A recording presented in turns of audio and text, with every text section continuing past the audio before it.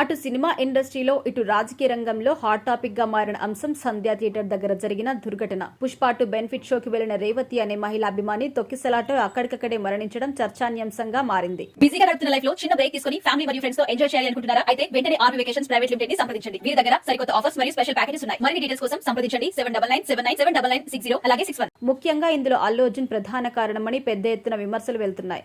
ఆమె కొడుకు శ్రీతేజ ప్రస్తుతం హాస్పిటల్లో చికిత్స పొందుతున్నారు. ఈ ఘటన ప్రస్తుతం తెలుగు రాష్ట్రాల్లో ముఖ్యంగా తెలంగాణలో రాజకీయ రంగు పులుముకుందని నెటిజన్లు కూడా కామెంట్ చేస్తున్నారు. ఇప్పటికే ఈ ఘటనకి సంబంధించి అల్లు అర్జున్ అరెస్టే జైలుకు వెళ్లి మధ్యంతర బెయిల్ మీద బయటకొచ్చారు. ఇక శనివారం రోజు అసెంబ్లీ సమావేశాల్లో తెలంగాణ ముఖ్యమంత్రి సీఎం రేవంత్ రెడ్డి సంధ్యా థియేటర్ దుర్ఘటన గురించి మాట్లాడిన తర్వాత అల్లు అర్జున్ మీడియా సమావేశం ఏర్పాటు చేసి తన క్యారెక్టర్ను కొంతమంది తక్కువ చేసి చూపించే ప్రయత్నం చేస్తున్నారని ఆవేదన వ్యక్తం చేశారు. దీంతో పలువురు కాంగ్రెస్ నేతలు అల్లు అర్జున్ తీరుపై ఆగ్రహం వ్యక్తం చేయగా, రిమాండ్ ఖైదీగా ఉన్న అల్లు అర్జున్ ఎలా ప్రెస్ మీట్ పెట్టి తన అభిప్రాయాన్ని ప్రజలకు చేరవేస్తాడు అంటూ పోలీసులు సైతం సీరియస్ అవుతున్నారు.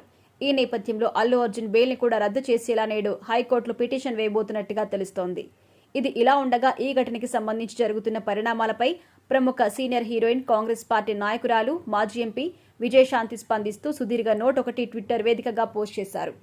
విజయశాంతి తన ట్వీట్లో, ఒక సినిమా విడుదలైన సందర్భంగా జరిగిన దురదృష్ట సంఘటన ప్రశాంతంగా ఉన్న ప్రజల మధ్య తెలంగాణ విభజన రేఖలు తెచ్చే వరకు వెళ్తున్నట్టుగా కనిపిస్తోంది. అంతేకాదు గత 2 రోజుల పరిణామాలు, ప్రెస్ మీట్లు అన్నీ కూడా భావోద్వేగానికి గురి చేస్తున్నాయి. ప్రాంతాలుగా విడిపోయి ప్రజలుగా కలిసుందాం అనే నాటి తెలంగాణ ఉద్యమ స్ఫూర్తి ఇప్పుడు అలా కాకుండా ప్రజల మనోభావాల మధ్య విభజన వచ్చే వరకు నడవాలని ఈ సందర్భంగా కొన్ని రాజకీయ పార్టీలు ప్రయోగంగా కూడా కనిపిస్తోంది.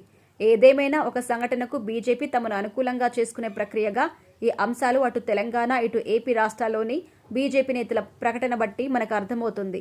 సినిమా పరిశ్రమను నాశనం చేసేందుకు తెలంగాణ కాంగ్రెస్ ప్రభుత్వం అలాగే ముఖ్యమంత్రి రేవంత్ రెడ్డి ప్రయత్నిస్తున్నారని బీజేపీ కేంద్ర మంత్రులు ఆరోపణ చేయడం ఆశ్చర్యానికి గురిచేస్తుంది. ఇదంతా అన్ని ప్రాంతాల ప్రజల ఆదరణ కావాల్సిన సినిమా పరిశ్రమకి ఎంత అవసరం అన్న విశ్లేషణ సినిమా పరిశ్రమ కూడా పరిశీలన చేయాలి.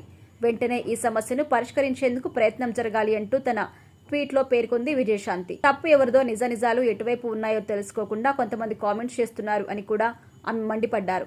ఇక ప్రస్తుతం ఆమె షేర్ చేసిన ఈ ట్వీట్ సోషల్ మీడియాలో వైరల్ అవుతుంది.